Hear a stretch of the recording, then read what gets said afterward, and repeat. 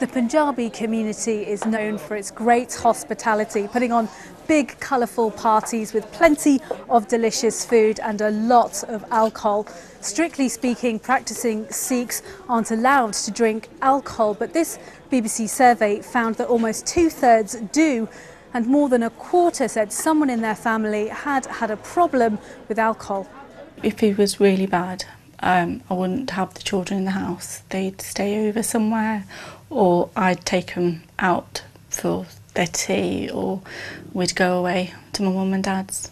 Davinder Rai lives with her husband Jazz in Derby.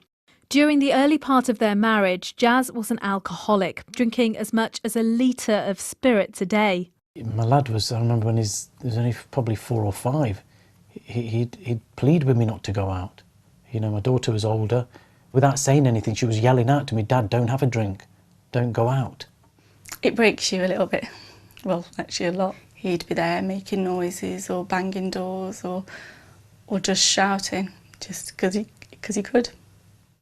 Davinder tried to help Jazz, but instead, as is common for women in the community, she was the one who was blamed.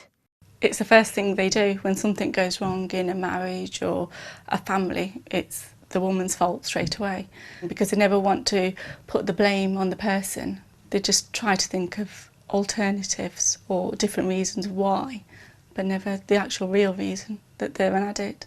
And what about the community? Did you get much support from them? No. It was taboo. Nobody really wanted to talk about it or acknowledge it. There's a number of people in the community who don't even, who are still in denial. And so I think it's still an ongoing process of trying to open up the fact that this is happening within the community. Dr Gurpreet Panu has carried out research on alcoholism in the Punjabi community and says other medical professionals must wake up to the scale of the problem. What's happening particularly with the Punjabi community, especially because they seem to be biologically susceptible to alcohol damage, is that there are more deaths overall related to alcohol use. And this is something that's not widely known.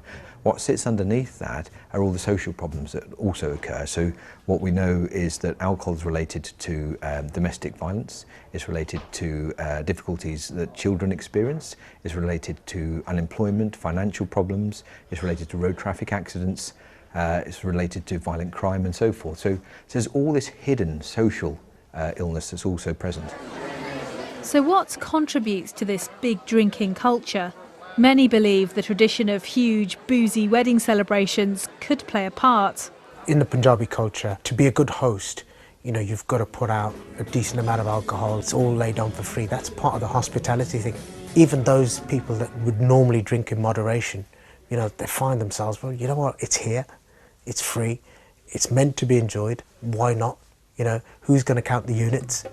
And the music scene too, with many Bhangra lyrics celebrating alcohol. A lot of the songs are based on drink and how it should be enjoyed. The myth is that it sort of doubles the effect.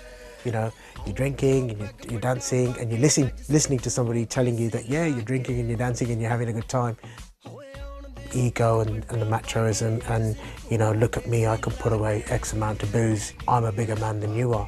Oh, the lads are going to go out and the lads are going to do this and the lads are going to do that. So that is a big part of the culture too.